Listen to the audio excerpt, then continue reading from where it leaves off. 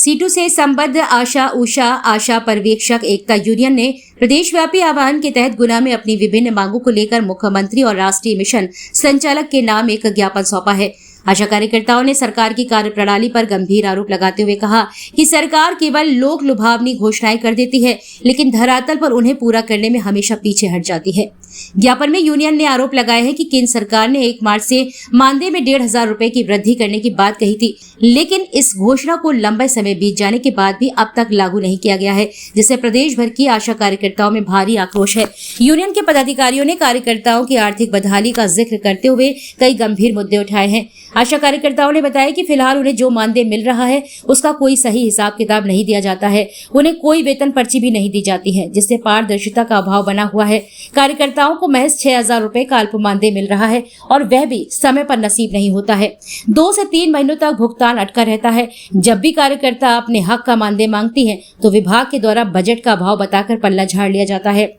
नियमित और समय पर मानदेय न मिलने के कारण आशा कार्यकर्ताओं को अपने परिवारों का भरण पोषण करने में भारी आर्थिक परेशानियों का सामना करना पड़ रहा है।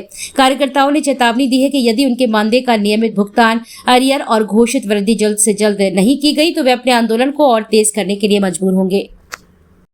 सीटू संगठन से सभी आशा एवं पर्यवेक्षक बहनें पूरे मध्य प्रदेश में जो हमारा प्रदर्शन ज्ञापन है, आज वो हम कलेक्टर साहब को देने आए थे सभी बहनें। और जो हमारी लंबे समय से मांग चल रही है और जो घोषणाएं हो जाती हैं, अगली बार भी घोषणा हुई थी कि 1 मार्च से 1500 रुपया की बढ़ोतरी होगी, वो अभी तक साल भर निकल गई। 2025 ही चली गई, 26 आ गई, पर वो बढ़ोतरी नहीं हुई। जो मोदी जी ने घोषणा करी थी 1 मार्च से 1500 बढ़ के मिलेंगे, वो भी नहीं हुई। और जो मिलता है उसी में आधे अधूरे डलते हैं, उसमें कुछ समझ में नहीं आता। ना हमें सैलरी स्लिप दी जाती और कहीं 100 डलते हैं, कहीं 1000, कहीं 4000, तो उसमें कुछ समझ में नहीं आता। पेमेंट एक सा डला करे तो उससे कि हमें पता पड़े कि हमारा इतना बना था और इतना डल गया। उस हिसाब से हमें काम करने में अच्छे लगे और 2-3 महीना तक पेमेंट नहीं डलता तो उससे भी हमें समस्याएँ होती हैं। बच्चों को भी घर चलाने में, अब स्कूल खुल जाएंगे तो समय पर पेमेंट नहीं आएगा तो बच्चों के लिए कहाँ से स्कूल के लिए किताबें, ड्रेस वगैरह कहाँ से क्या मैनेज करेंगे। पर अधिकारी खुद की तो सैलरी अच्छी डाली जाती है, पर आशाओं के डालने में क्या मालूम क्या दिक्कत होती है।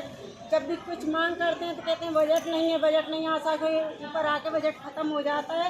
यही शासन से निवेदन है कि हमारा पेमेंट ना कुछ नाम का है, 6,000 रुपये वो ही समय से दे, बस इतना। अभी कब से मानदेय नहीं मिला आपको? अभी मार्च से ऐसा ही 1 जनवरी से ही ऐसा ही चल रहा था, पर आधा अधूरा कट के वो ऐसा ही आ रहा है। कहीं के दिन 100 आ रहे हैं, कहीं के दिन 1,000 आ रहे हैं, कहीं के दिन 2,000 आ रहे हैं, पर पूरा पैसा समझ में नहीं आ रहा पूरा डला है कि नहीं डला। पर अधिकारी तो यही कहते हैं पूरा पैसा डाल। आज जो ज्ञापन दिया है आपने किसके नाम दिया, किसे दिया? हमने मुख्यमंत्री मोहन यादव जी के नाम दिया है, कलेक्टर साहब के द्वारा मोहन सरकार को पहुंचाना है कि आशाओं पे कुछ जो शोषण हो रहा है वो बंद करा जाए। जो समय से पेमेंट नहीं डल रहा उस पर कार्रवाई हो, उससे समय से आशा को पेमेंट डले, उससे उसका घर परिवार सही से चल सके। जो उसका बन रहा है पूरा डलना चाहिए, काटा छांटी ना हो।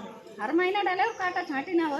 हम लोगों को समझ में नहीं आ पाता है। और जो हमारे 200 रुपये शीघ्र पंजीयन के थे तो वो भी काट दिए। जो बोला 1200 डिलीवरी में आएंगे वो ही मिलेंगे, मतलब बढ़ाने के बजाय हम लोगों के और पैसे काट दिए। और हम कैसे काम करें?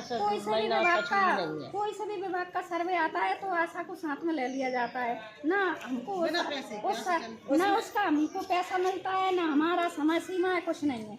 हर महीना अगर वो सर्वे उनके साथ नहीं करवाए तो उन्हें वेतन काटने की धमकी दे दिए कि इस महीने आपकी सैलरी नहीं डलेगी, आपने उनके साथ नहीं करवाया तो लेटर निकाल देंगे। हमारे साथ हम डिलीवरी के साथ जाते हैं ना, तो वहाँ पर भी हमारे साथ अमानवीय व्यवहार किया जाता है। किसके द्वारा?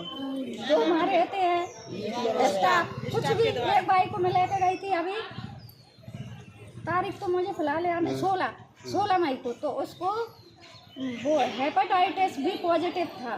तो मैंने बताया, जैसे मैं उसको लेके आई, पहले से 9 महीने से देखभाल कर रही थी। जैसे मैं लेके आई, मैं पर्चा बनवाने रह गई, इतने में उसका बच्चा आने लगा। पहले किसी ने नहीं देखा।